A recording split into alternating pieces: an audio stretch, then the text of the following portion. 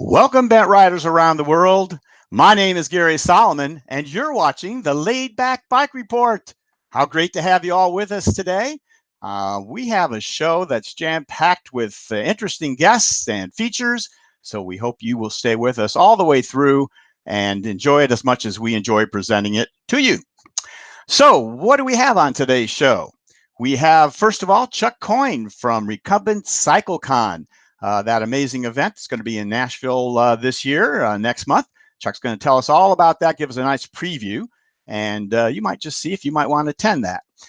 We have Brian Ball, of course, with the news. We have some interesting things to talk about there. We have Tim Brummer, of course, from Lightning Cycles with us from California, talk about his amazing career and his bikes and his racing times, all kinds of interesting things. A really great guy to talk to, so stay with us for Tim. We will have Peter Stull, we hope, the bicycle man, on to talk to us about some bent history. I think suspensions in recumbent bikes is what he's going to talk about today.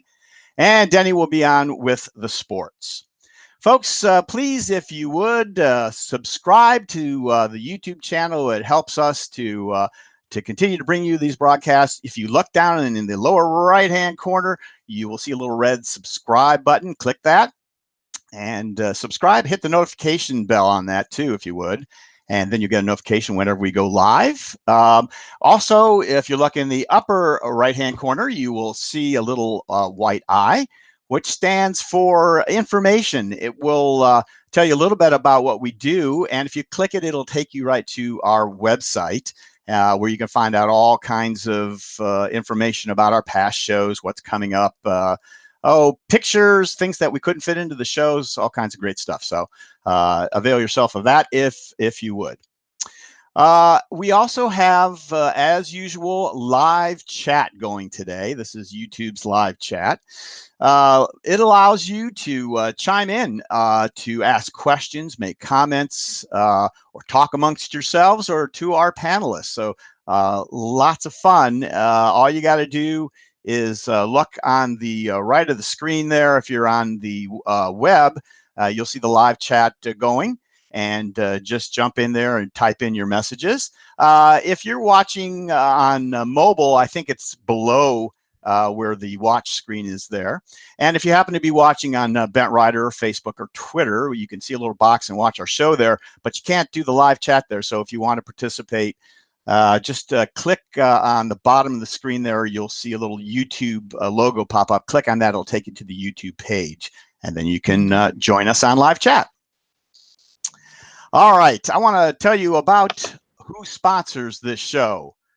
First of all, it's Terracycle, makers of exquisite recumbent parts and accessories for your bent, and Trailside.bike, a fine recumbent bike shop on the Withlacoochee Trail in Florida, and Velocity, builders of performance wheels and rims, and they're handmade in the USA. All right. Let me introduce, if I could, at this point, I'd like to introduce the panelists that we have with us today. These guys are invaluable to me. First of all, speaking of invaluable, from Raymond, Mississippi, it's our media guy, Trey Burgoyne. How y'all are? Good to be here. Thank you, Trey. I didn't think that was coming this month. It was good to hear that. All right. And from Rochester, New York, where the Burgoyne actually came from this time, it's the editor of Bent Rider and anchor of our news desk. It's Brian Ball. Hey, Brian. Hey, how's it going? We're doing good. We're doing good. And let's roll on to Sayre, Pennsylvania, where you'll find our Laidback Sports desk anchor. It's Denny Voorhees. Oh, wow. Come and gone, just like that. Well, this gives me the opportunity to tell you that Denny is also doing the directing today. And so we're going to have to cut us a little bit of slack. He doesn't do that very often. He's trying hard to bring you the right pictures there. And unmute yourself, Denny, also, if you want to say hi. Sure, I do. There's a lot going on over there. Yeah. There's a lot going on. It's not Denny's fault. So thank you, Denny. Okay. And then if you can switch us on over to Cold Spring, Kentucky. Yes, sir. Just like that. Boom. you'll find Yep. There we go. it's Larry Varney. So And I Larry, unmuted myself too. I remembered. So, right. good Larry, to see by the y'all way, again. it's good to see you, Larry. Larry is now riding an e-assisted trike he talks about all the time. It's one that I found out yesterday I can't even keep up with. So, Larry, it's good to have you with us. It's nice to see you on the screen rather than me trying to keep up with you. Oh, yeah. Well, it's good to be back. All right. Okay, folks, let's get the show rolling here if we can. Denny, you want to come back to me? Yeah, there's Larry and there's Peter. Oh my gosh, I almost forgot. There's Peter Stull, the bicycle man. Right. Sorry, Peter. Yep. He'll be with us a little bit later on with that history report. Okay. Yeah. Now back to me, Denny. And I want to introduce Chuck Coyne, who is here to talk to us about Cycle-Con coming up next month in Nashville. Chuck, how are you? I'm doing well. How about you, Gary? Hey, I'm doing great. So I'm going to just turn it over to you right now. We have a couple of slides in general about Cycle-Con that will pop up as you're talking, and then we'll kind of go from there. But if you would tell us a little bit about Cycle-Con and what you have in store for us this year. Sure. Well, the basics, of course, are the show is October 11, 12, and 12, 13, and 14 at the Fairgrounds, Nashville. Friday is always our industry and dealer only day. And then Saturday and Sunday, it's open to the general public and recumbent enthusiasts from all over the world. We've made a few changes this year. We've lowered the entry fee for Saturday. Attendance is $10 per person, and we're having free entry on Sunday for all comers. Saturday's hours are 9 to 5, and Sunday's hours are 10 to 3. One of the exciting things that we're able to do this year, because we're at a fairgrounds that has a half-mile paved NASCAR racetrack on it, is we're having recumbent races on Saturday and Sunday in conjunction with the Human Powered Vehicle Association. Yeah, So Trey, you want to switch to that slide? We got a little slide of the track, I think. Yeah, there we go. Go ahead. Right. And so you can see the outer track they will be racing on. They will also be racing on the inner track, and I think they're doing some drag races as well. Now that is not it is Nashville. Okay. So that's where the races will be. That's a view from the grandstands, and so anyone that's interested in watching the races can come and watch them for free. There's no admission to see the races, but there is an admission on Saturday for the show. And then anyone that registers to race will be given free passes for Saturday and, of course, for Sunday to come into the show. And then they're going to alternate some of the race bikes in and out of the show. We'll have a display there so that people can see some of the race bikes up close and in person. So that's going to be fun. And then, as always at the Recumbent Cycle-Con, all the manufacturers will be there with all their newest and nicest bikes and trikes on display and for riding on our outdoor demo arena. I've heard from a number of manufacturers that are introducing brand new or upgraded bikes and trikes. There's one brand new manufacturer to the recumbent industry introducing themselves at the show. Pretty excited about that. Got a lot of seminars, as we usually do, of interest to dealers on Friday especially, and then of course for everyone else on Saturday and Sunday. We have races. I want to make sure I'm covering everything here. There's a lot more details on the show and on the races at the websites www.recumbentcyclecon.com. Or you can read about it in the current issue of Recumbent Tandem Rider magazine that's online free. You can read that at go to www.rtrmag.com, click on the cover, and it'll take you right to the current issue that you can read free. We'll have those links in the description below the video on that too. Of course, Chuck, go ahead.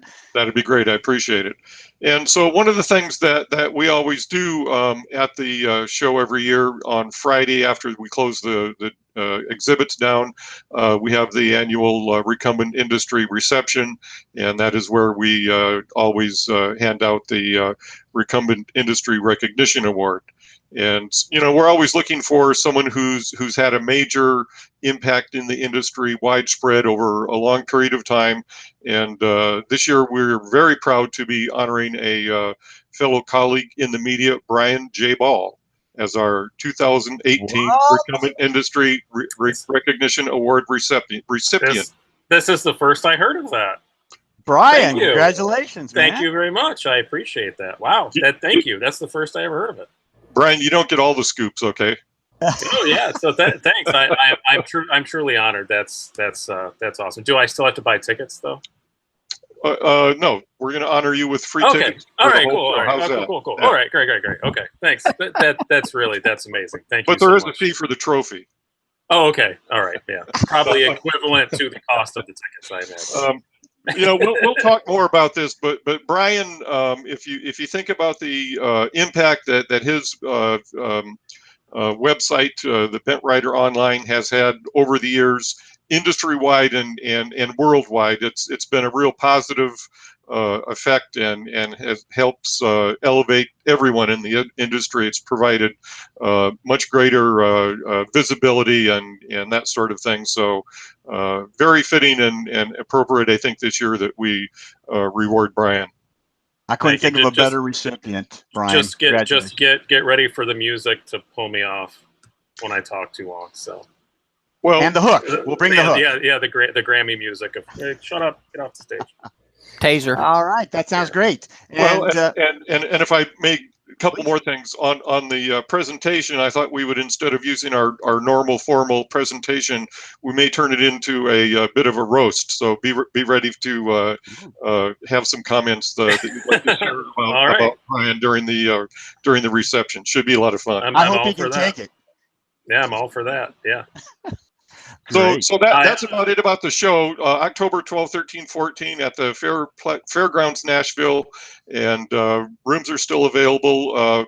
The free tickets, I should point out, for Sunday, you need to pre-register for those, and you can get to the pre-registration links just by going to the Recumbent Cycle-Con.com website and then follow the link to registration, and it'll take you right there to the free registration. Great. And Chuck, we have one quick question, looks like, on the chat. You mentioned that if you sign up for the race, you have that includes admission to Cycle-Con, right? That's correct. So the gentleman asks, if you've already bought Cycle-Con tickets, can you get a refund if you race, or how does that work? We have already refunded some of the, because we made the free tickets on Sunday decision after people had begun. They start buying their tickets very, very early. So we've refunded a bit of those, and of course, yeah, anybody that has paid for tickets that's going to be a racer will definitely refund that. Easy peasy. Very good. All right, that's MCalla 7293. There's your money right back in your bank account. So thanks for asking the question, Chuck. That's great. I just want to mention, while you're still with us, about just a few things about what the Laidback Bike Report is going to be doing. We have a nice large booth at Cycle-Con this year. We're going to have Randy Ridings. I think we have that picture.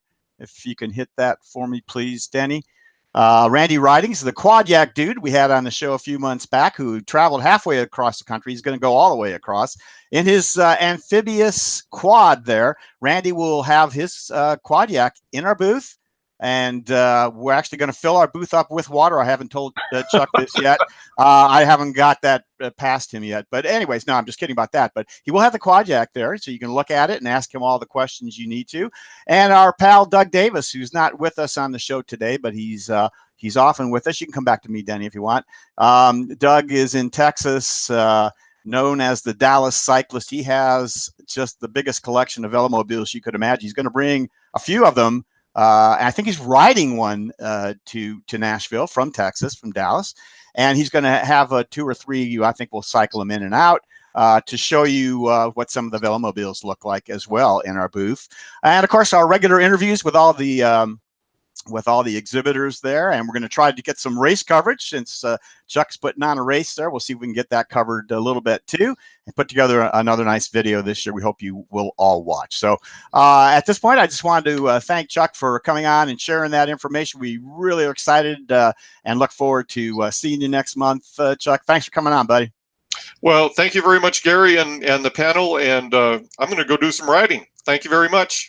There you go. That's the best excuse for leaving us I could think of. So you take care now. Thank All you. right. And now we're going to go to the award-winning, I can say that now, Brian Paul, who's going to give us, I think, a news report. Brian, are you there? Yeah, there we go. I'm here. There I am. All right. I'm going to turn it over to you. Thanks. Go ahead, Brian. Don't jinx me yet. They haven't handed me the trophy yet. So, can you pull up the first picture, Trey?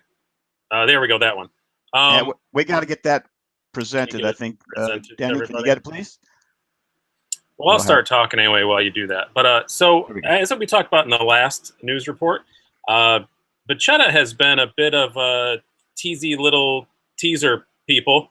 They put up on their website a couple weeks ago, they just added the word and trikes, words and trikes to their website. So everybody was speculating, are they going to make a trike? Are they going to make a trike? And it seems pretty obvious. They're probably going to make a trike.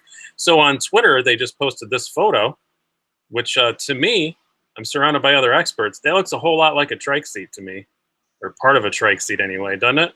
I'm no expert, but that's what my guess was. I'm thinking that looks like a trike seat. But didn't they kind of deny that? They kind of denied that on Twitter. Well, they said maybe it isn't. They did a cheeky little denial, but cheeky. That's what they are. Yeah, cheeky. Yeah. They're cheeky little teasers, but they are going to be at RCC that Chuck just talked about, and I do know that they're going to have an increased presence there than what they normally have. So I'm thinking they're going to launch something big, and it's looking like it might be a trike, guys. So make sure to check out that booth when you walk up. It sounds like maybe it's going to be something pretty cool. We'll see. But they're being very teasy about it. I kind of like that. I kind of like they're doing a little bit of marketing with it and stuff. I think that's a good idea rather than just dropping it on all of us. And the other news I want to talk about was coming up. The registration technically just ended yesterday, but I do know there are still spots available for the 2018 West Florida Recumbent Rally, sponsored by Schlitter Bikes, Bacchetta Bikes, Cruise Bike, and Quadyak. All the Ikes. A very, very cool place to ride. I know a lot of the places the rides are going to be on. Unfortunately, I'm not sure I'm going to be able to make it, but I'm going to do my darndest. It looks like a whole lot of fun. A big kind of all-inclusive thing. You can buy meal packages, all kinds of stuff. It's a very professionally well-run event. And very, very eager to see how that is. If I don't make it this year, I'll definitely make plans for it next year. But make sure to go check that out. As I said, registration technically ended yesterday, but I think you can probably still squeeze in on that. So check out. I'll give Gary the link to put down below in the description, so you guys we'll can do find that in. And who are a nicer couple to put on an event like that than the Schlitters? They are just the nicest folks, and so I hope everyone that's in the area or can travel. Can get there and do that, because it should be a great event. Yeah, and they just built a very large, cool new house, and that was a long project, and they sent me or they put on Facebook a picture of the schematics, and I said, which room is mine, and they actually circled it and sent it back to me. They have a guest room, Brian. So, if you make it down, you might get it, because we got to stay at it last year. It's great. Yeah, cool. But so go make sure to go check that out. That's it for me. All right, Brian. Thanks a lot, bud. We appreciate it. Okay, let's roll on forward to talk about our main guest today. It's not an exaggeration to call today's guest a pioneer in American recumbent history. As an aerospace engineer, he worked on the space shuttle and satellites while designing and racing record-breaking bikes in his spare time. What eventually emerged from all this was a Lightning P38. This bike has become legendary for its speed, practicality, and its enduring design. Bent Riders, I'm honored to welcome Tim Brummer to the Laidback Bike Report. Hello, Tim. Hey, thank you very much, Gary, for having me. It's great to have you on. It's something we've been working on for quite a while, so I'm glad to have you here. Tim, let's get started. First of all, just getting a little bit of background information on you. If you could, would you tell us a little bit about your educational background and maybe early work experience? Yeah, sure. Well, I got a degree in aerospace engineering from Northrop University. and then went to work in the industry. I worked on the B-1 bomber for Rockwell International at that time, and then also the space shuttle, did some design work, and then as it turned out later, I worked on the launch pad out here at Vandenberg when I worked for Martin Marietta. So I worked at, so after the B-1, I went to work for Martin on the Titan rocket program. We were putting secret spy satellites into orbit. All right, don't say too much about that. I don't Yeah, want to right. I can't. All right, that's probably far enough for that, because we're going to go back over some of this. You have supplied us with some amazing slides that actually will discuss some of this. So if we can, Denny, can you hit that first slide? And I'm going to let Tim just start talking about the slides, and we'll chime in when we need to. Tim, go ahead and tell us what we have in the slides. Yeah, sure. This is, we actually did this back when we were in college. This was a college project at Northrop University. The White Lightning, and we were the first human-powered vehicle to break 55 miles an hour, and we won the Abbott Prize, which was, I think, $5,000. That was in, if I remember right, 1978. Yeah, let's go back for a minute. So the national speed limit back then was 55 miles an hour, so we got an honorary speeding ticket from the Highway Patrol. And that's in the front is Jan Russell, and the rear rider is Butch Denny. So that was pretty cute. It was nice. I still got mine. They gave me one too. I've got my honorary ticket somewhere. I got to find that. Okay, now we can go to the next one. And here it is, a much better color picture. This is Ontario Speedway, which is where we set our records. So in 1977, we were the first HPV to go over 50 miles an hour. And then 78, we broke 55. I think our top speed that year was like 58 miles an hour. And then the following year, we broke 60 miles an hour. 61 miles an hour was our top speed. We kept improving the bike every year and making it better. And toward the end there, we put some hand cranks for the rear rider. So he was using both his feet and his hand to generate power, and that's what got us over 60. And then we can go to the next slide. Okay, here's the team. So on the left is Don Gouchard, and he actually has his own composites company now, and he makes carbon bicycle frames for Cervelo. And then to the right of him is Butch Denny, and he was a top amateur rider back then. And I'm in the middle, and then the next guy is Jan Russell. He was one of the riders in the front, and then on the far right is Christopher Drake. Can we put a year on this, Tim? This would have been, could have been 77 or 78. Okay. Just going by the graphics. So I think probably 77. All right. So that was the first year we raced the full bike. And we can go to the next slide. And here I am at work out at Vandenberg. This is in the blockhouse. You're only about maybe a quarter mile from the launch pad. And I'm back in the corner there at my control panel. And we had control over the ground systems and also the airborne rocket systems. And at that point, I was working for Martin Marietta. They made the Titan rockets. And just to be clear, Tim, that's you standing up in the back there, right? Right, yes. Okay. Okay, yep. Next slide. And here's the rocket. This is a Titan 4. So it would put a spy satellite the size of a school bus into orbit. And they have big cameras on them, and that's about all I can say.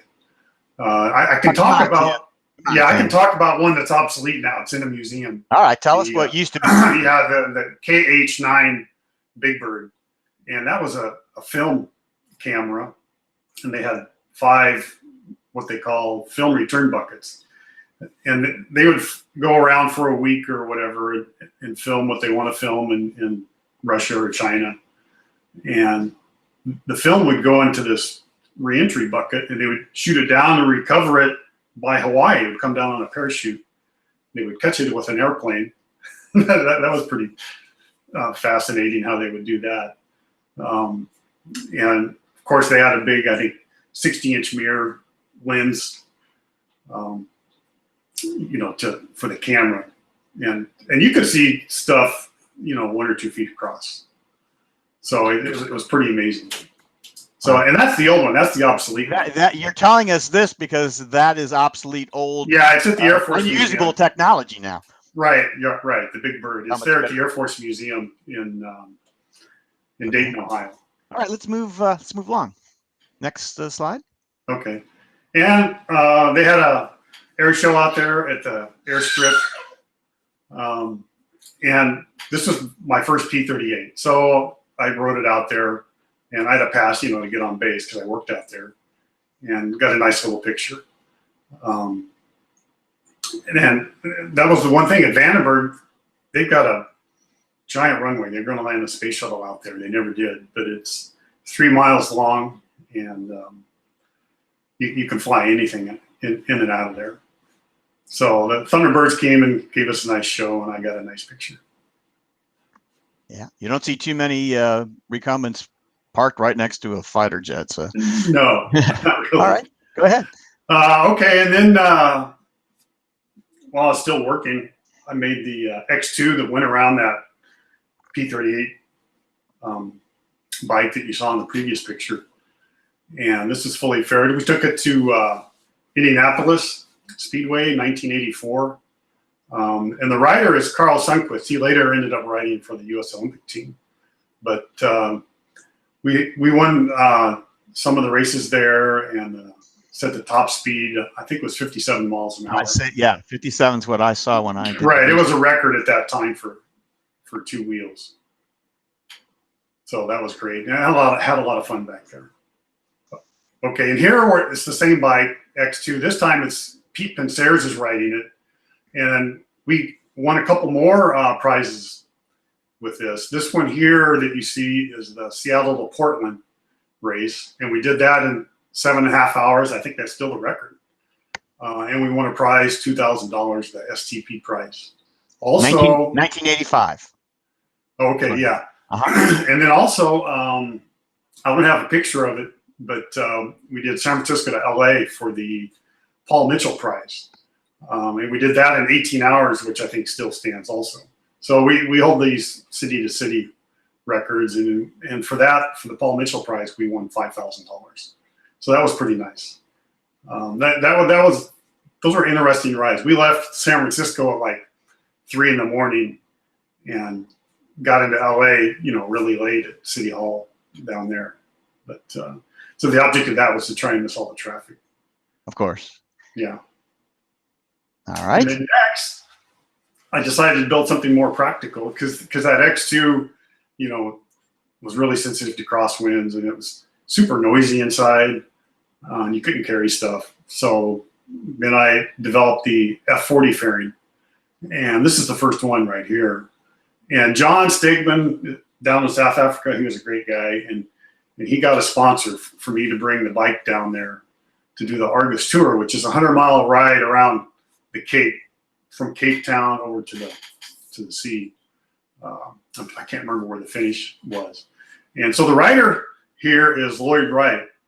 And he won the race and set the record at that time on our first F40.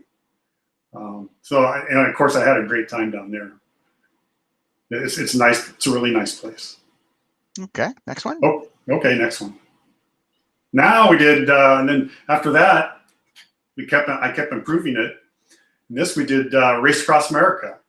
And this was in 1989. And the amazing thing is we did it in 5 days, 1 hour, and the record still stands. Nobody's been able to break it yet, you know, almost 30 years later.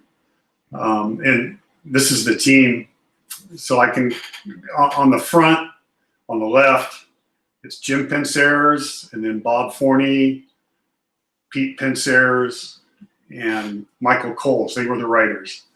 And the big advantage we had was they were all had done RAAM before. They weren't rookies. They had a lot of experience. Tim, maybe you're going to get into this, but I was going to. So this was a 4-man team, and how many bikes did you have? We only had 2 bikes. You had 2 bikes and a 4-man team. Right, and we had to stop any time we had a rider change. We had to make a complete stop. Either the rider had to get out, or you had to stop next to the other bike, and then the other bike could start. Which is not the way they do it now. No, right. Well, the reason for that, because it was actually a race. It's kind of a long story, but Bicycling Magazine had this crazy idea where they were going to have a big prize for HPV Race Across America, and only 4 teams signed up, so they dropped the prize money. There was no prize money, but UMCA, which puts on Race Across America, the organizers, they still held the race, and we went and did it. And so there was 4 teams, and our main competition was the Easy Racers team, and they only had 1 bike. And so that was the reason they made everybody else stop to make the rider exchanges, was to make it fair for the Easy Racers team. And that's an amazing story. I don't know if you Yeah. have time to tell the whole thing. I read it on your website. Well, Maybe if you could they give were us, leading. yeah, give us if you could just the thumbnail version of the story, because it's very exciting. Right, all the way into Pennsylvania. The finish was in New York City, Manhattan. They were leading. At one point, they were 4 hours ahead, but their problem was, like I said, they didn't have any experienced RAAM riders, and we did, and that was the difference. So our guys knew how to, and the whole team was experienced. You know, the support team is just as important as the riders are. And so they knew how to pace themselves and where to make up time. And we made up a lot of time in West Virginia, going up these giant hills, giant mountains, climbs. I mean, we made up a couple hours there. And then navigation, I guess the Easy Racers team was getting lost, and they were getting tired, and I guess they hadn't slept enough. They thought it would be a lot easier than it really was. So we were still fresh at the end, and we caught them. And it was almost, how far was that from New York? It was almost 100 miles from the finish. And they basically gave up. Yeah. Well, it's more than just that, but because those guys don't give up easy. But Bob Forney was in the bike. He was our fastest, strongest rider, and he dropped Fred Markham. He got stopped. Markham was behind and got stopped at a light, and then we never saw him again. But there was this. We made the same mistake where the instructions had us make a turn, and it took us onto a freeway, and it was wrong. Well, we could see around, on the F40, your head's out. You could see, so it wasn't a big deal. We got the bike in the van and back on the course. Well, then the Easy Racer team came and did the same thing, and they're inside, and I guess Fred almost got killed by the semi truck. So they said, "Okay, that's it. It's too dangerous. We probably can't, catch up anyway." So that's why they dropped out. Not because we were beating them, but because they were just getting lost and they felt it was unsafe. Yeah. Okay, that makes sense. And so you ended up winning that RAAM, and that time stands to this day, does it not? Yes, 5 days, 1 hour. That's amazing. All right, we got a lot more to cover here. I would love to spend even more time on that. Let's go ahead with here's another picture from RAAM. We're making a rider change. I think that's Jim in the bike, and Bob just got out from the other one. And so you can see we had like 3 vehicles, 2 pace vans, and this is Pete. Yeah, and then an RV in the back where the riders would sleep. This is Pete, and you can see. I mean, you've got all the semi truck traffic you got to deal with, and all the garbage on the side of the road there. You got to go around. Strips looks like right there. He's just avoiding. Oh yeah, right, yeah. Yeah, so that was about the only place you could ride, was right next to the semi trucks. Yeah, that'd be fun. Oh yeah. All right, let's keep going. And here we had the second bike up on the van, so we're just putting the second bike on the van here. It's an old Volkswagen of Jim Pinser's. Okay, next. That's me. I'm just out. I went up the mountains, seeing how it works in the snow, and because actually this is one I made for myself. I was riding it to work. It's my commuter bike because I've got there's a big trunk in the back. And I just wanted to see how it would work. And you're still working for Boeing or Northrop at this time? Oh no, I got laid off from them in 19. Back at that point? Yeah, like here. I'm not sure. That would have been toward the end. Okay, all right. Yeah. I want to see the slides until you kind of started your company up, I guess. We'll right. Let me know so now at this point, this was a HPV World Championships in, I think, Minnesota. And so, I'd gone in production and started making these and selling them. And here's 5. We got in a line to get a group picture. All right. But I've sold the F40s. We've sold like over 200. All right. I think maybe let's keep on this slide here. And I think this is maybe a good point to just kind of pause and talk about when you started Lightning. And can you tell us a little bit about what your concept? Well, yeah, first I started it when I was working for Martin Marietta on the base. And the first ones I just made in my garage. I bought a couple of machines, and that was in one side of the garage, and my car was in the other side. So 2-car garage. And like the first P38s and the first F40s, it wasn't very many, maybe 5 or 10 a year. But I guess I'm interested in getting to your concept. So like you had done all this racing and kind of developed the P38 and the F40 and stuff because of the racing. So what was the concept for when you went into business now and you're going to sell these P38s and F40s? What did you want to do with this bike that wasn't already out there? What was your concept? Oh, well, there was a lot of things that I approached from an engineering perspective. And one was the frame design. From my classes and experience, I'd learned how to make what's called a space frame so that you make it light but stiff. And stiff helps you because you get more power to the back wheel. You don't waste it just bending the frame. And that's how I came up with the P38 frame design. I actually analyzed, by math, did all the calculations, like 3 different frame designs, the tubes in different locations. And what ended up being the P38 was the best on paper. And then I went and built one. And the first one was kind of a breadboard. It was adjustable, where I could figure out the best positions for the best comfort for the cranks and the seat and that kind of thing. And also, initially, the idea was be able to put a fairing on it too, since I made the White Lightning before, which was aerodynamic. I wanted just a one-person that we could put a fairing on as well.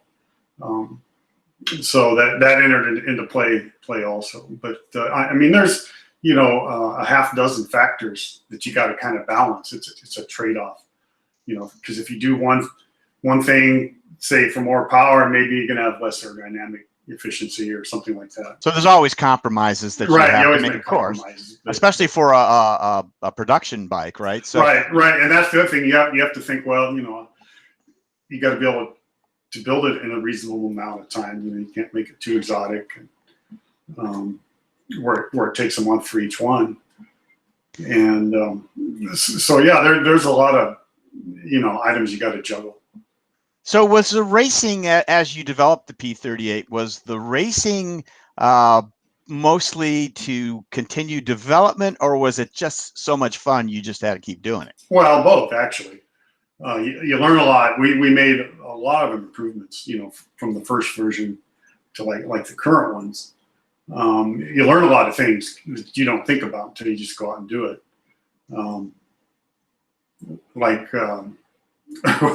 One issue I found when I was testing an earlier version, actually it was kind of half X2, half F40, and it would go downhill so damn fast. All the bike brakes available weren't good enough. I ended up going so fast I went off the road and had an accident and broke my collarbone. So from that I came up with the spandex in the middle, and what that does is once you get up like 40 or 50 miles an hour, it starts deflecting and it acts like an air brake. And it serves some other functions too, but just riding and racing these things, you learn.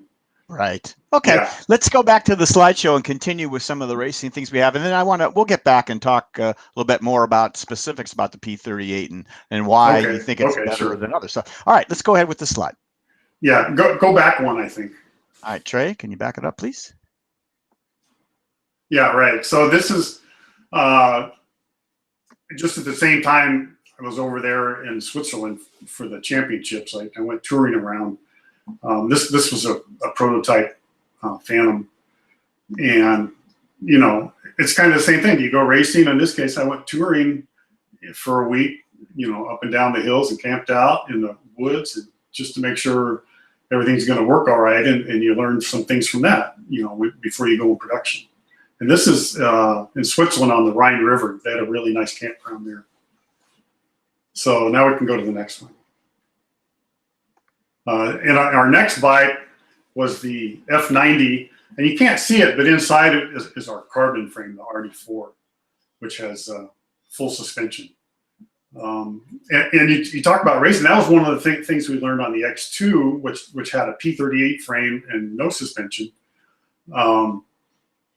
It really needs suspension to be safe when you're going at those speeds. So that's why I incorporated suspension in the RD4. And then we built a special fairing just to go on the RD4. We call it the F90. This picture is Andreas Weigel. He's from Switzerland too, and he's racing on a velodrome.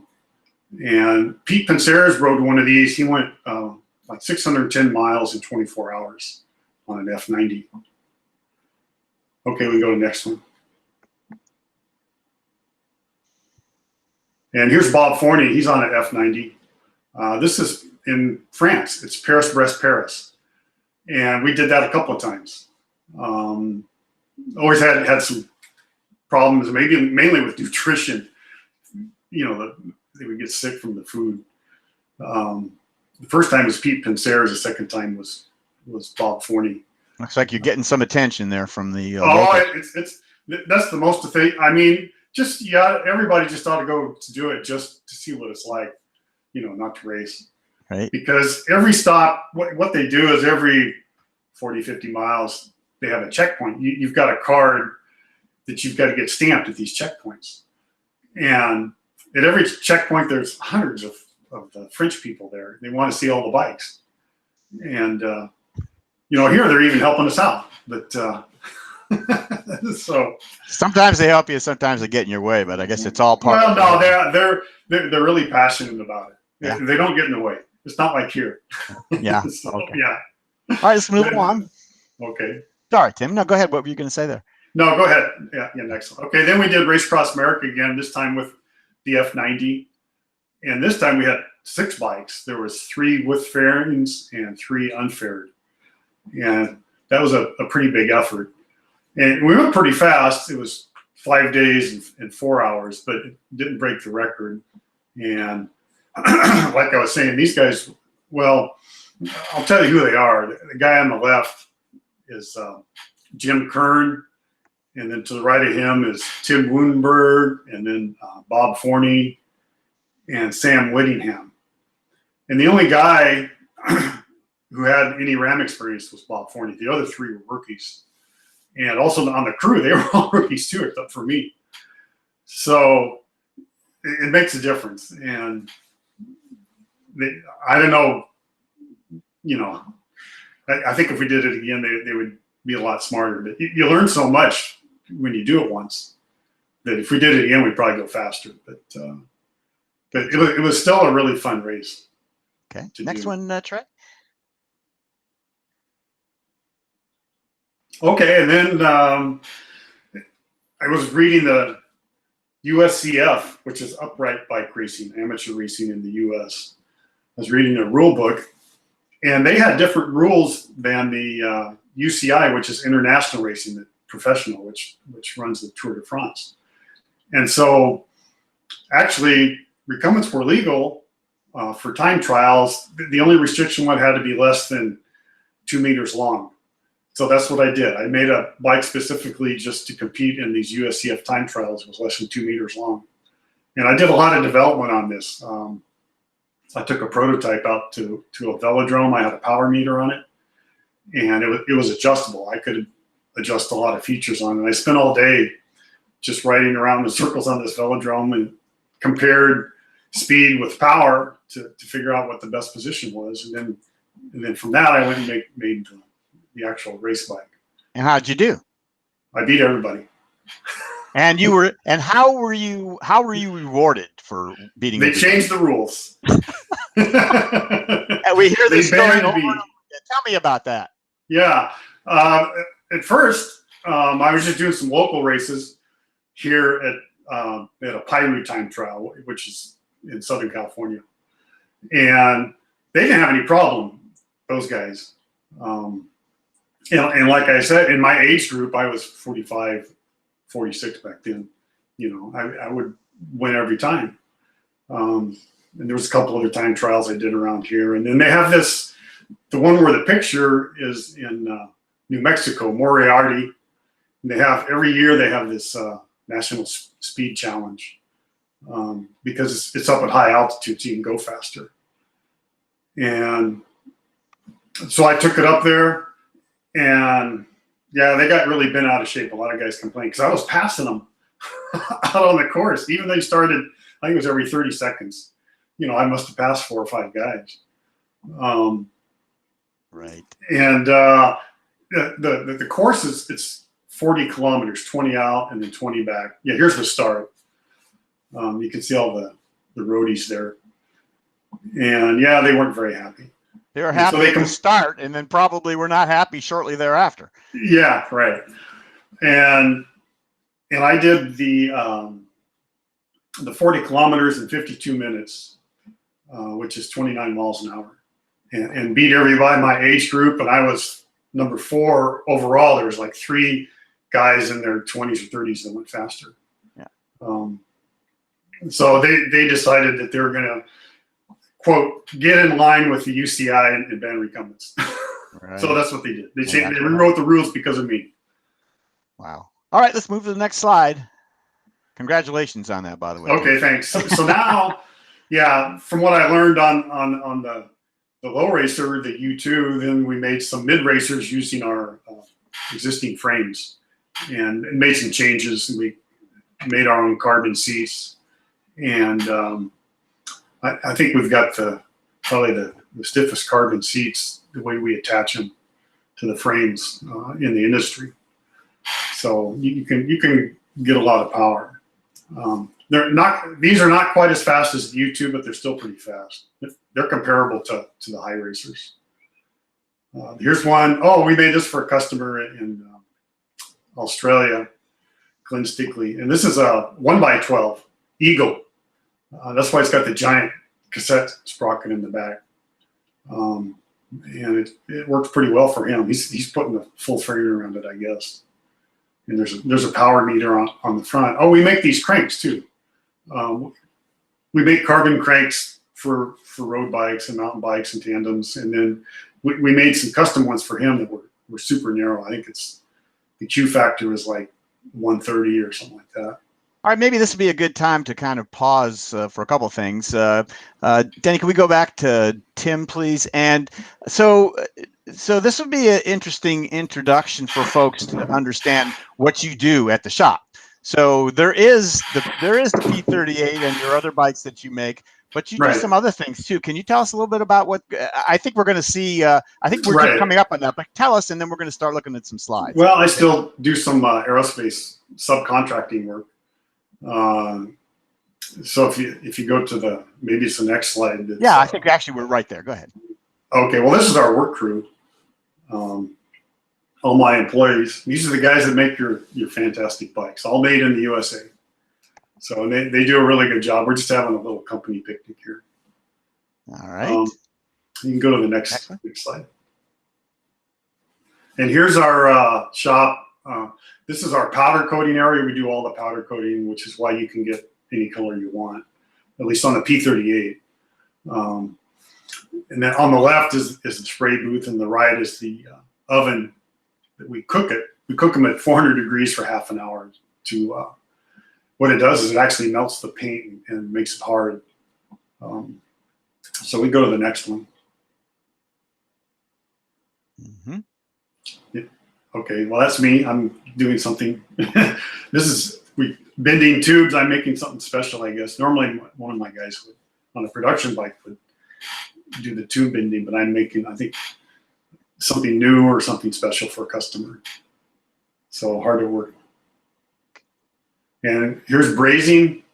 This is our expert welder, Martin Morales. He's done it for like 25 years. And this is just our welding. He does brazing plus heliarc welding. Okay, here's the aerospace work. This is a 20-foot long carbon fiber boom for a space satellite, and it holds the solar panels. We did this as a subcontract to an aerospace company, deployable space systems.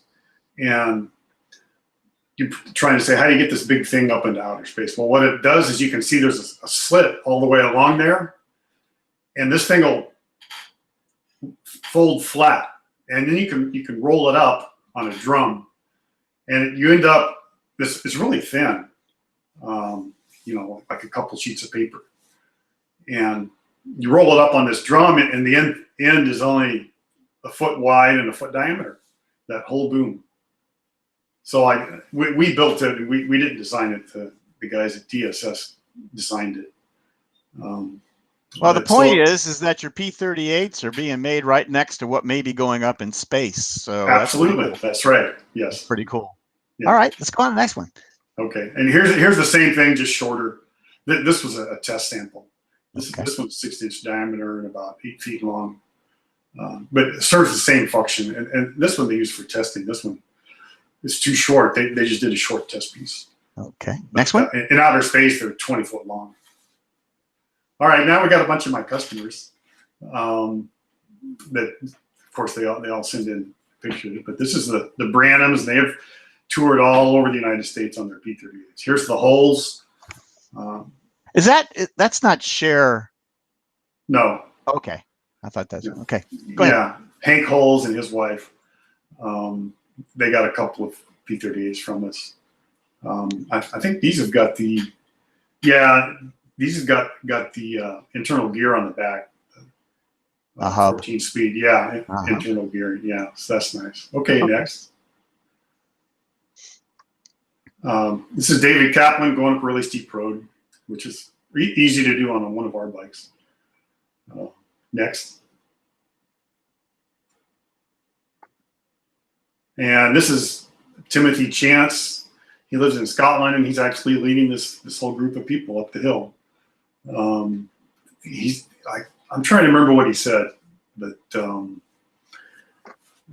Scotland's really hilly, you can see, and he's always in the top 10%. So he does really good over there. Okay, next. This is Gerald Goski. You can see he's right in the mountains here. Kind of the same thing. He's touring around, and hills are no problem. Next slide.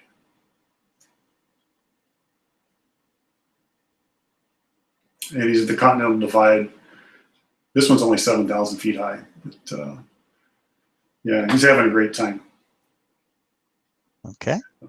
And then this is Jeff Carter. He's up at the top of Mount Evans in Colorado, elevation 14,000 feet. Rode his P38 up there. He lives in Colorado.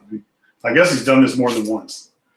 So that's pretty amazing. Next this is Kelly Iniguez. She lives in Colorado also, and she's riding up in the mountains all the time.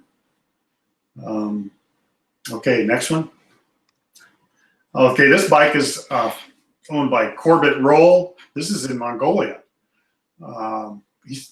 He worked in Hong Kong for a while, and then he moved to Mongolia, and he took his bike and he's just tours around there. He's like a professor at some university there. But yeah, we've got them all over the world. And this is just to show, yes, you can ride rollers on our P38 or any of our bikes. They're easy enough to balance. I've managed that myself before. Okay, yeah, it's not easy. No, right, I definitely crash, but I crash on road bikes on rollers too. So. Oh, okay. All right. And this is me. I'm demonstrating how you can get up really steep hills by using arm power. You can see I'm pushing on my knee right here.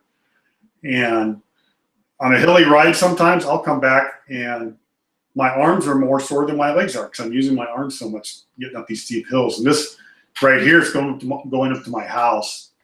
Right there is 12% grade, but farther down, you can see the road's going down. It's 18%. And of course, I got to go up that every time I go to my house. So I got pretty good at climbing hills. So next slide. This is a feature nobody else has. This is our Phantom frame. And you can see how the seats are fixed. And this tray going crosswise there is what the seat sets in, and the seat bolts down to that. And that tray is welded with braces to the frame, makes it really stiff, doesn't move at all. All your power, when you push against the seat, is going straight to the pedals. It's not flexing anything. So that's the point of this one. Okay, next. Some of our new features on the P38. We have carbon forks and hydraulic disc brakes, all standard now. So I just wanted to show that, and that we just started doing that about 3 months ago. So all the new bikes are pretty nice. So next picture. Can I just say I've owned, you know better than me, Tim, probably 4 P38s over the years? At least, yeah. Yeah, I'm a big fan of them, and I think those are 2 very, very big improvements. My last P38 was disc brakes. I loved having the disc brakes on it, and I'm really eager to try the carbon fork. I think that's going to be amazing. Yeah, but these brakes are even better. They're hydraulic ones. The last ones that you had were cable operated. Yeah, I think they were BB7s. Yeah. Yeah, right. Okay, next slide. And we have another one, or is that it? Oh, yeah. Okay. Right. And this is just to show, it's kind of a studio shot. We make our own panniers. They're aerodynamic. Of course, I'm an aerospace engineer. So, and I've done testing, and I've got these shaped so that I won't say they make you go faster, but they don't slow you down at all. There's no extra wind resistance. So you can go touring and not go slow. Your panniers is not going to slow you down. And next one. Okay, there's something new we just came out with. This is the first one. It's kind of a 3/4 fairing. It's all spandex. And you can see the hole on top, that's your head sticks out of. And hopefully we'll have these for sale next year. The price should be around $800. And I don't know how fast they are yet because we haven't tested them. But I think it ought to be pretty fast. Yeah, and here's another picture. And there's a couple of holes in front that your legs come out to pedal or to stop and start. How tight are those on your legs? Well, only on the top and bottom as you're pedaling. You know, you'll push the spandex up a little, or you'll push it down a little. But I wouldn't stay really tight. You know, it's not going to be slowing you down. And what's the advantage of that over the full F40? Just easier to handle in the winds and stuff, I imagine. Right, easier to handle, cost less. That's about it. And also we're making it. This one you can put on the Phantom, and the F40 you can't really put on the Phantom. So it's kind of more adjustable. It's going to fit all of our entire model range. And that's like Velcro at the bottom or something like that? Right, yeah. It goes around the bottom of the frame. It Velcros down. Gotcha. And then on the top, you got a couple of zippers, just like the F40 for cooling or and it includes a rear rack, which is part of the fairing actually. or to hold the fairing cover. And so you can put all kind of stuff in the back if you want. And So it's just a more affordable commuter bike. And the fairing's easy to take off, or is it? I mean, Oh yeah, only takes less than a minute. okay, All right. Is that it, guys? Is that the last one? that's it. Okay. Let's go back to Tim. I've got a few questions that I had Okay, sure. for you, maybe kind of general ones. And let's start with the first one. I think something you've probably practiced answering over the years a lot. So if I'm looking for a fast recumbent bike, I think these days what I'm looking at is going to be a P38 or some sort of stick or high racer bike. So tell me why I should buy the P38. What's the advantage? Well, it depends where you live and where you're going to be riding, actually, because we have different versions.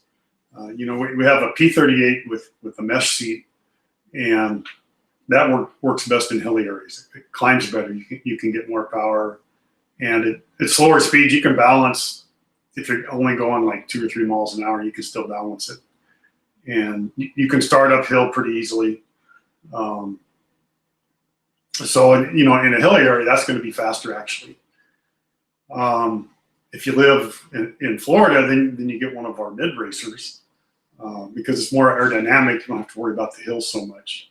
And in that case, the lower wind resistance is going to make you faster. Or you can go back to the one with the mesh seat and put one over a fairings on it. And then those are the bikes that we've set all the world records in, and which still stand. Is like the F40 and this new one we're coming out with. That I'm sure it'll be faster than an unfaired bike, even a laid-back high racer. Okay. So and there you have the best of both worlds. You can climb, you can go fast on the flats. It's going to be fast everywhere. Now, another thing that I know you've talked about in the past, and I don't think we brought up here today, has to do with wheel sizes. And you've talked in the past about having that smaller front wheel, right.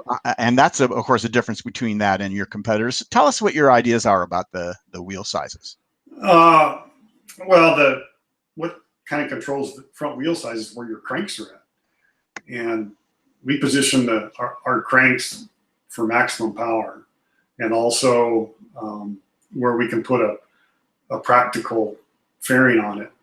And also even just getting on and off the bike and starting it kind of leads you to a lower seat, which means lower cranks, which means smaller front wheel. So that's just kind of how it trickles down. And the other thing is, actually, smaller wheels are faster. Chuck Coyne proved that. And he made some Olympic bikes that had small wheels, like 20-inch or 24-inch on them. And same story. They were so fast that the UCI banned them. They said, okay, from now on, all road bikes are going to have 2 700C wheels. And that's just what carries over into the high racers. They say, oh, the road bikes use them, so they must be best.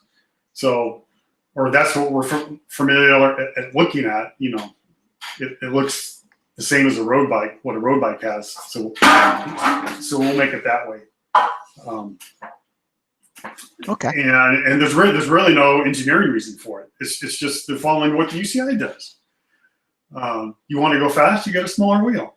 It has less wind resistance, and there's if you get the right tire, there's no more rolling resistance. And even on ours, on a mid racer, the seat's lower. So you're blocking some of the airflow around the back wheel. And so you reduce the wind resistance on the back wheel too. So overall, it's going to have a little bit less wind resistance. And I think the position probably a little bit more power too. Okay. Now, here's a question that I want to ask about two-wheeled recumbent bikes. And I can't think of anybody that might be in a better position than you, and as long as you've been around watching the industry. I'm going to ask, of course, so what's going on with the two-wheeled recumbent bike industry? Obviously, we have this, the trikes that are coming on strong. Right. So many people buying them. You are not ignorant of this at all, I'm sure. So, Tim, I'm just lay it out there. Can you tell me, what do you think about the two-wheeled bent industry? What's going on? Well, what it seems to me is originally, you know, you had the long wheelbase, easy racers kind of recumbents, the two-wheelers, which were popular. And then and they were popular because the cranks were low, down close to the ground, and so it was easier for people that were out of shape or not very proficient in riding. You know, it was easier for them to learn how to ride it. And now you can give those same attributes to the trikes. So the trikes have basically taken over the long wheelbase two-wheel market, and that's why easy racers is you know, they're kind of in limbo right now. It's just because that market went to three wheels is what happened. But I mean, trikes have been around. Our first HPV, the White Lightning, was a tricycle. So you know, I know how they work. The problem was on the trikes that I could see was, you know, you're too low to the ground. We would ride that without the fairing. We would ride it up and down the street, and you're just looking at hubcaps on cars or doorknobs. And so in a city, it didn't seem very safe.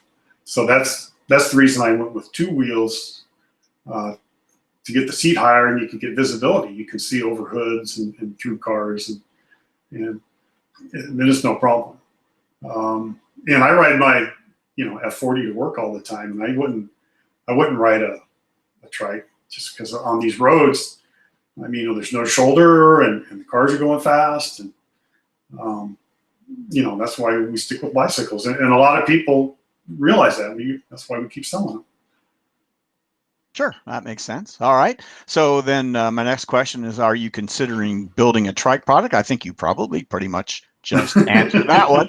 I think this is the last of my questions. You may be doing this, I don't know. So the second thing that we're seeing a lot of with trikes, but also with two-wheelers as well, are e-assists. So any yeah, we've done those. Yeah, that's not a problem. We've done them on for some of our customers.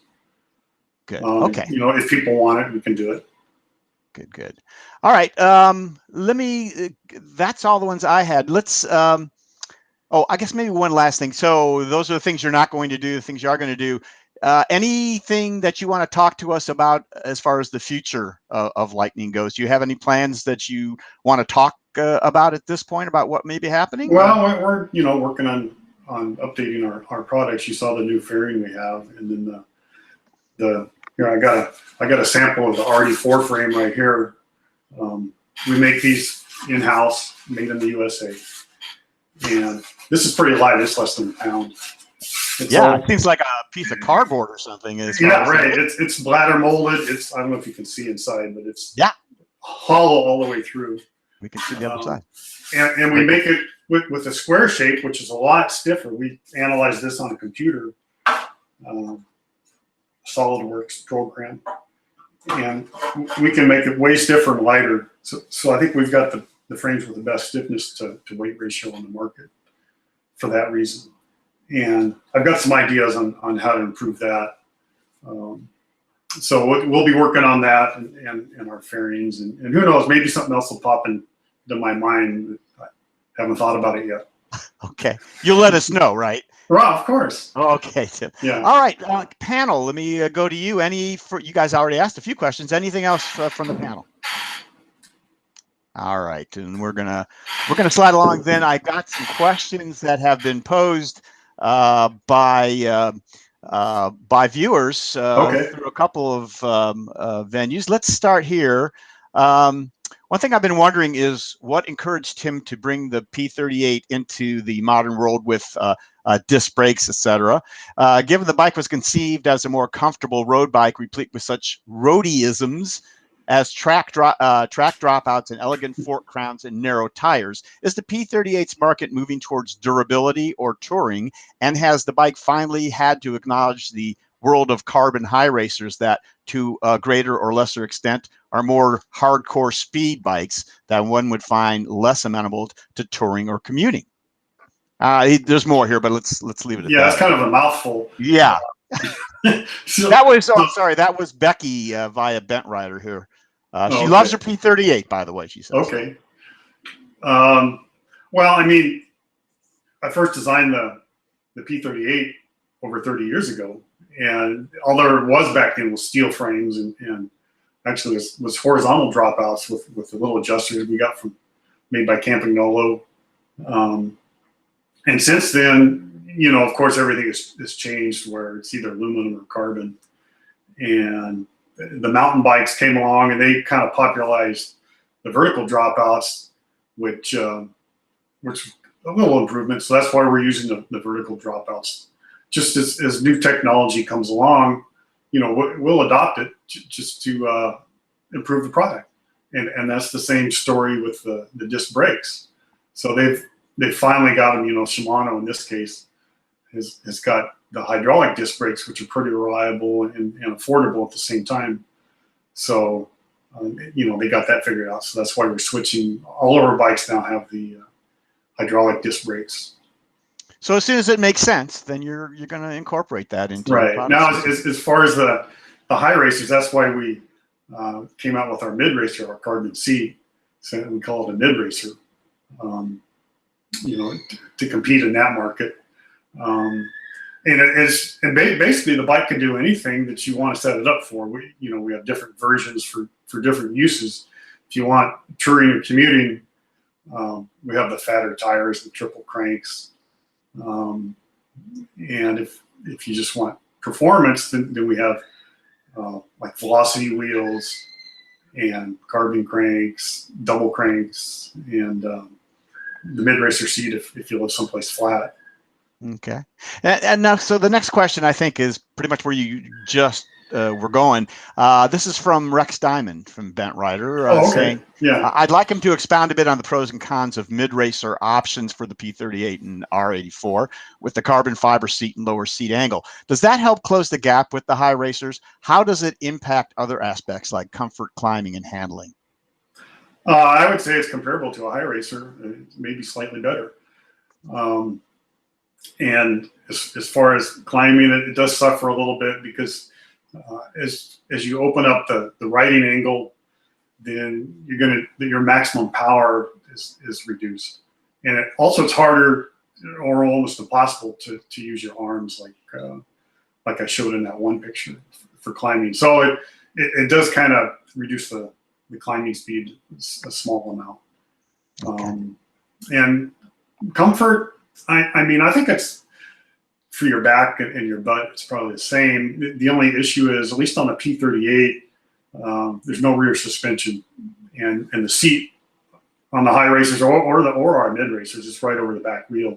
So any bumps you hit up with the back wheel, you can feel them go straight up into your back. Now on our RD4, those all have rear suspension, and that's a big improvement, especially for a mid racer. It's much more comfortable. I would say the RD4 is probably more comfortable with the carbon seat than the mesh seat. For that reason, just because it has rear suspension. All right. Another Bent Rider question. Kelly Iniguez, is that somebody that you mentioned already, or is that a different? Oh yeah, right. Yeah, I had her. Okay, so she says, yes. I would personally be interested to know the difference between the ROX and the standard P38. ROX? Oh, ROX, yeah. She should know she has one, but basically, a setup question, no doubt. Yeah. Yeah, right. Right, but it's okay. Well, there's quite a difference. It's the P38, and a lot of the tubes are bigger or thicker gauge tubing thickness, the wall thickness. We added an extra some gussets on there, and we have the front fork has got a big wide fork crown on it. So basically, you can run tires up to 2.5 inches wide, and you can go off road. You know, as long as it's not too steep, you can go about any place. And okay, you know, you can if you need to, you can lower the tire pressure, not worry about pinch flats and that kind of thing. All right. And if you just wanted to, and the other thing is, we also have the option of a steel seat frame we can put on the rocks. And in that case, if you're just riding on the road, it'll handle riders up to 300 pounds. Whoa, so it's just a heavy duty P38. That gets right into my next question. Tires. So Yeah. thank you, Kelly. And let's, here's a big guy, 6'7", weighs 350 pounds, he says. Wow. Harold Jennings, he calls himself Uncle Chunk. Okay. Could you ask your guest if his P38 can be modified for a big rider? And I'd have to think about that. Maybe we could make something, custom. It's not one of what we currently make right now. But okay. So you need to contact you. Right, exactly. I think we could probably make something. All right. And from live chat, Sharafi, the owner of the Facebook Recumbent Recumbent site, good friend, I think, of yours, and I know she loves her P38. It says, enjoying learning about Tim's life leading up to now. Love my P38. Thanks for this and all your reports, Gary. So thanks for watching, Sharon, all you do on Facebook. We appreciate that. All right. I guess that winds up all of our questions. I guess we'll finish up. Tim, is there anything that maybe I didn't ask, or some final thoughts you might have for our audience? No, it seems like you covered everything really well. And I just want to say thanks for having me on. It's a great pleasure and honor to get the exposure. So, and get our history out there. I've talked about this before, what we've done, but it was 20 years ago, and I've done a lot more since then.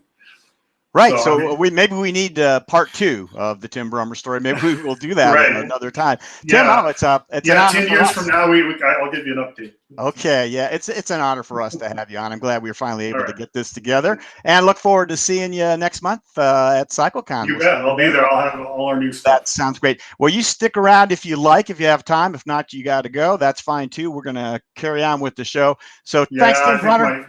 I got a little baby girl I got to take care of. I understand if you got to go. All right. We will see you. Thanks a lot. Thank you. All right, folks.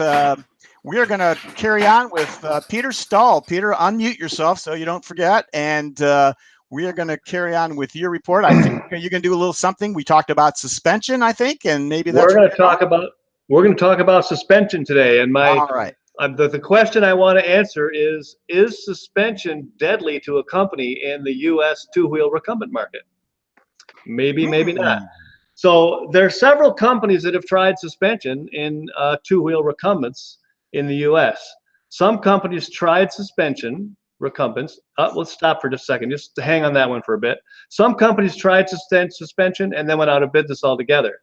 Some traditional bike companies tried recumbents, and all of them had suspension, and then they all stopped making recumbents. Some tried suspension. Some recumbent companies tried making suspension recumbents and then stopped making suspension but kept making recumbents. And some recumbent trike companies tried making suspension recumbent bikes and then stopped making two-wheelers and went back to just making trikes, which, by the way, they now make in suspension.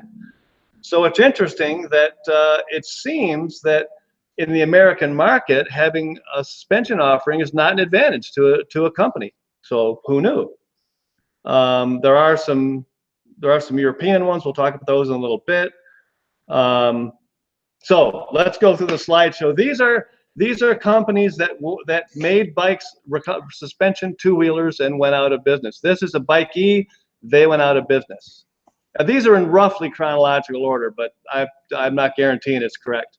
Next slide. This is a HooDoo Traverse, full suspension, extremely limited. They made half a dozen of these. And then HooDoo went out of business. Next slide.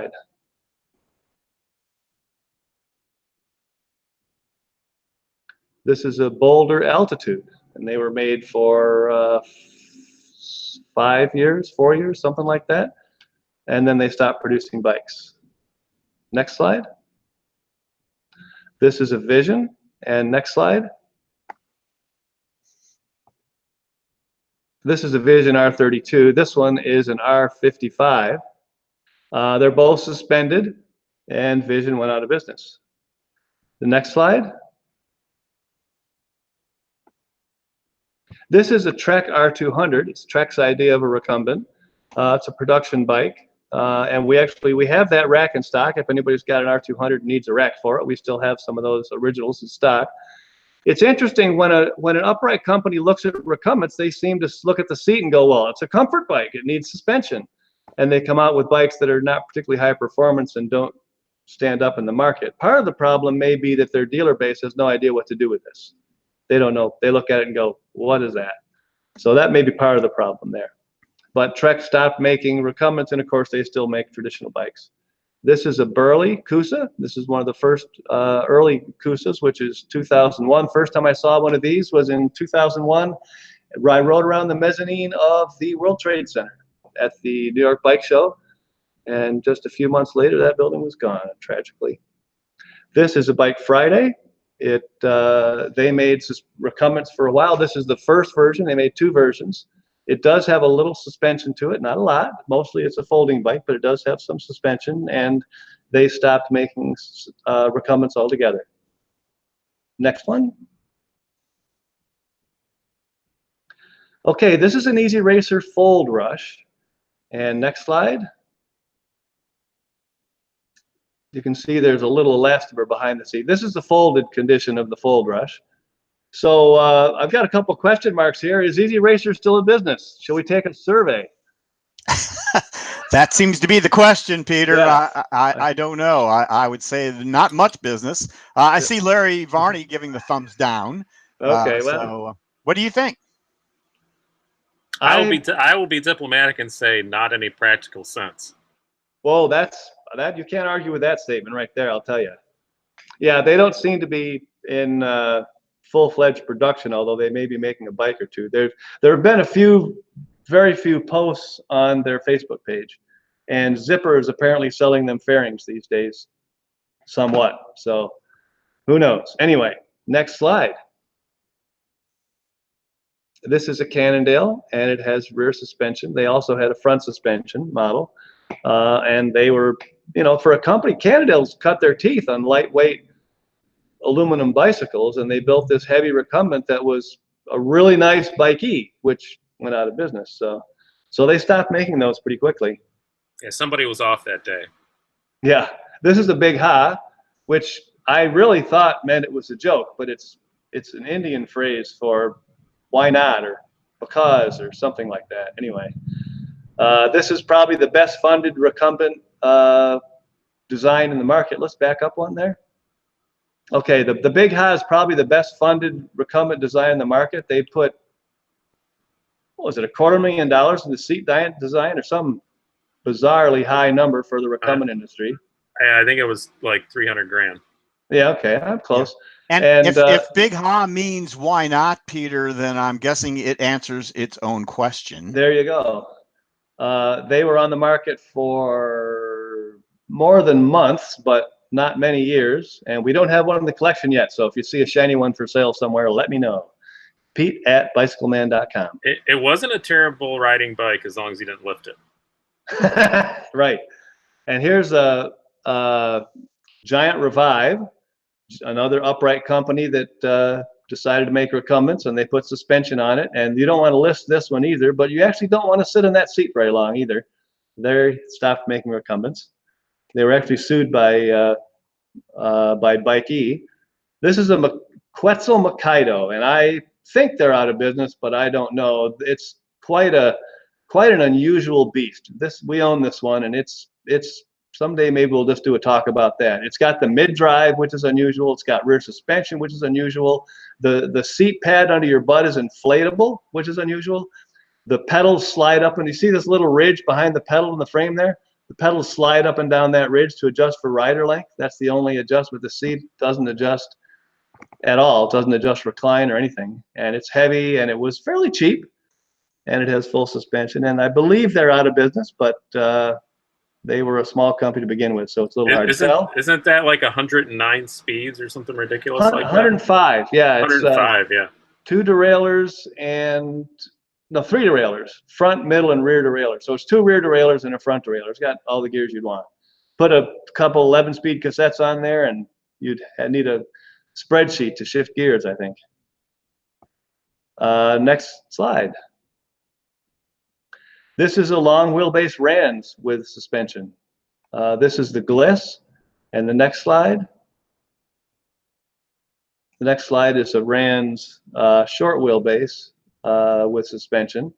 And RANS, of course, is still with us and healthy and doing real well, making great bikes, but they no longer do suspension. Next slide. This is ICE that made a suspension two-wheel recumbent and then stopped making recumbents, two-wheel recumbents altogether. And the next slide, Brian will like this one. Oh, no, wrong. Brian will hate this one. This, I don't know anything about this except that I have one. It's a wheeled, it's a tank. It must have been cheap. The seat upholstery is nice, and it has suspension. It's a mediocre tank. I like that they just gave up on picking a name and just put a description. Well, yeah, I like that. Okay, there's It's the one wheeled. Brian will like. How do you like that, Brian?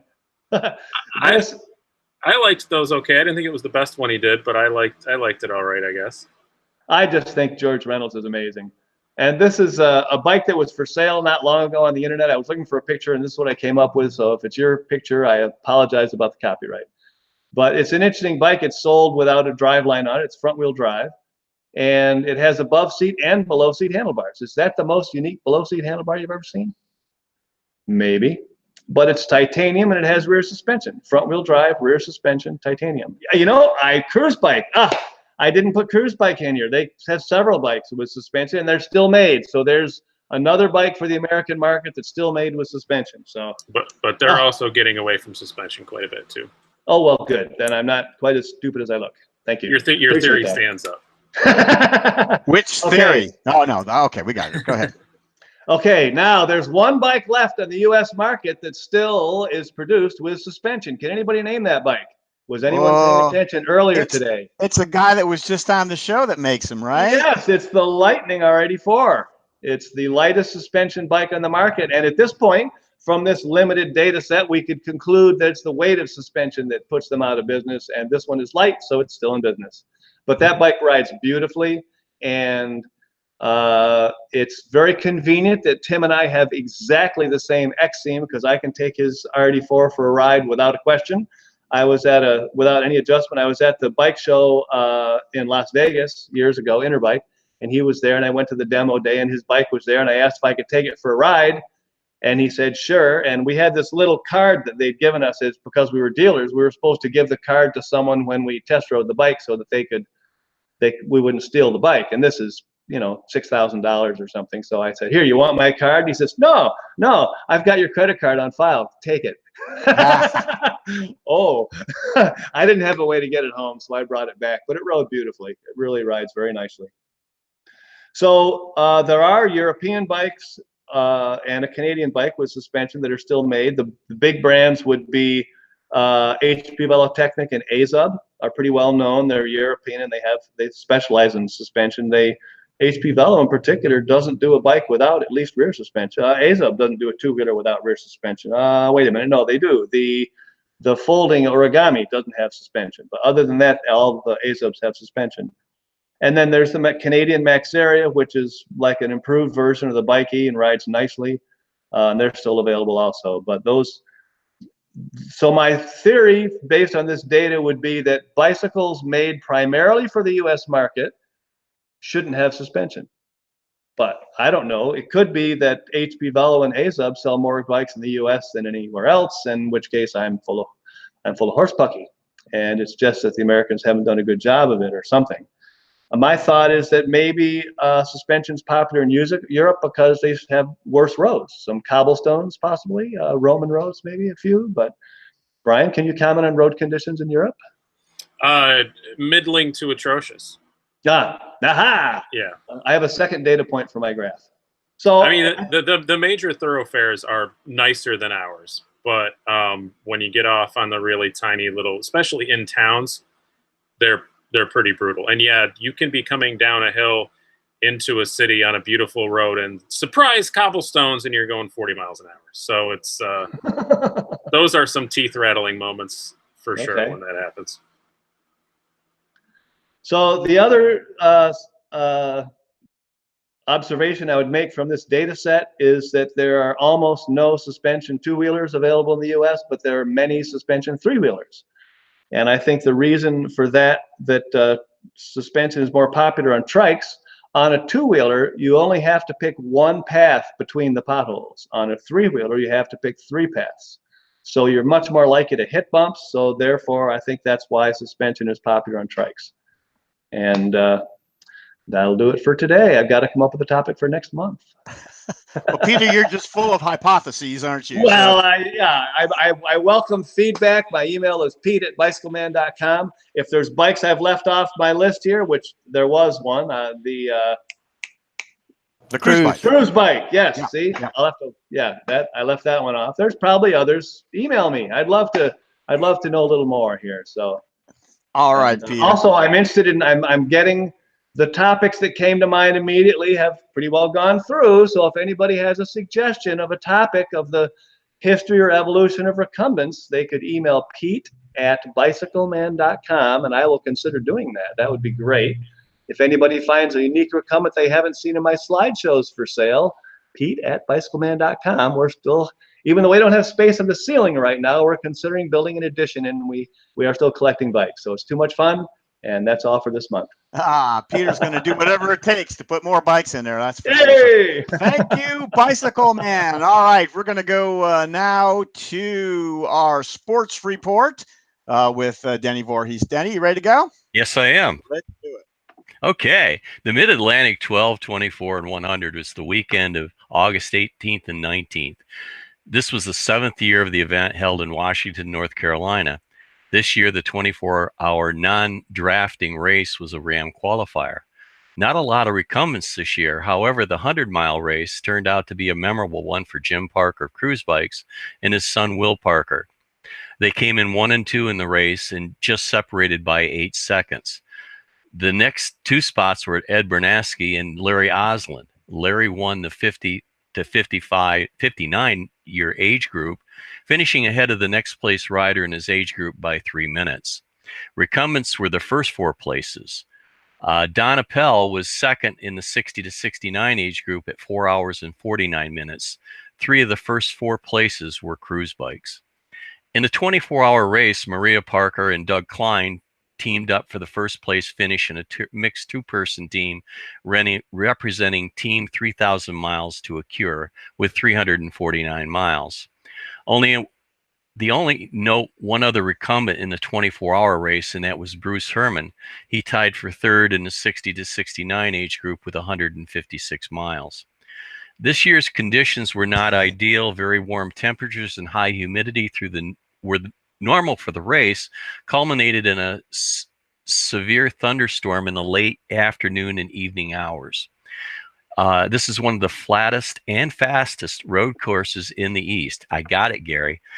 If you are considering an ultra race, this is a very good one to consider trying next year. In addition to the 12 and 24 and 100-mile race, the Mid-Atlantic has a casual rider category where you can ride as many or as few laps as you like. It's a good way to get a feel for the course and see what ultra racing is all about. Washington is a very nice little town with great seafood and a vibrant downtown, although I don't know what happens after this hurricane. They're a little bit further north than the epicenter, so I haven't got any reports out of there recently. The race promoters are great folks and truly enjoy putting on the event. Put it on your schedule for next August. The HooDoo 300 riders follow the first 140 and the last 170 miles of the HooDoo 500 route, starting in St. George, Utah. It's a loop course on a wonderful, well-maintained, quiet roads with little traffic. The race is a 27-hour time limit event, and the only recumbent in the race was John Crawford of New River, Arizona. He covered the course in 23 hours in 45 minutes.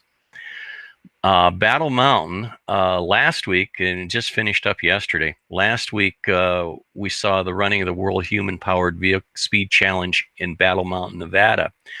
The event is held annually in this remote Nevada town and attracts high-performance aerodynamic design streamliners capable of over 80 miles per hour powered by a human pilot. This year's 8 countries were were represented, and Laidback Bike Report was there live all week with reporter Basta Meyer showing the vehicles and interviewing riders and officials. There's a lot of YouTube video out there if you might want to check out. Check out those videos linked in the description below. Among the many highlights of the week of racing were Ken Talbot and Karen Dark, who destroyed the 600 and 200 men's and women's arm-powered records. That makes 4 world records for this team from Liverpool, England. Congratulations to them and all the competitors at this year's Battle Mountain. Finally, I'll be representing Laidback Bike Report, or myself, I guess. Finally, I'll be crewing for Red Pearl Racing of Arcata, California. They're challenging the No Country for Old Men 1,000-mile Anton Suga race course in the Big Bend area of West Texas. The team of Sandy Earl and Bill Spaeth will team up to take on the beautiful but rugged course featuring over 29,000 feet of climbing. The race is in some of the most remote areas of the country. I'll be on the crew as they take on this event. No recumbent or solo or team has ever taken on this challenge. It should be epic. And that's all for this month, Gary. Remember to stay on the bike and keep moving forward. Back to you. I will try to remember that, Denny, as you take over the directing, and I'm going to go to talk to the folks about the people who make this webcast possible. First of all, it is Terracycle. Please check out their new website and their finer recliner headrests. Those are relatively new things going on there. And Trailside.bike. If you find yourself in Florida near the Withlacoochee Trail, stop in to see Andrew and his crew. And Velocity, builders of performance wheels and rims, handmade in the USA. All right, folks, come on back to me, Denny, if you could. I'm going to talk a little bit about what we do on these broadcasts so that people can work these videos so that they can see what they want. Please don't forget about the description section of the video we talk about all the time. Go ahead and put that graphic up, Denny, if you would. We have in the description section of the videos on YouTube the clickable table of contents that you can see right there, so that you can hop between each section of the videos that we create every month and find just what you need. So do it by sections if they're too long for you to watch in one sitting, or maybe just pick out the stuff that you like. And of course, we say it all the time on the show, we will link everything we talk about in this show in that little links mentioned on the show section that you see right there. So go to that description below the video and you'll be able to go to anything that we talk about and find it easily. All right, let's talk about the next Laidback Bike Report. It's going to be October 21st at 2 p.m. Eastern Daylight Time. Now, there's a picture of Denny and me from last year. And our next Laidback Bike Report will be shortly after the Recumbent Cycle-Con show that we've talked about earlier. And we're going to do one of our usual Laidback Bike Report recaps of Cycle-Con. We're going to have the impressions of our panel. Brian is going to be at the show there, and Larry will be at the show. I'm there. Actually, Peter will be at the show, so maybe he can even chime in, and Trey's going to be there too. So we'll have almost our whole panel will have been at the show. We can talk about everything we saw, share our ideas about it, and talk to you guys about maybe some of the questions you might have.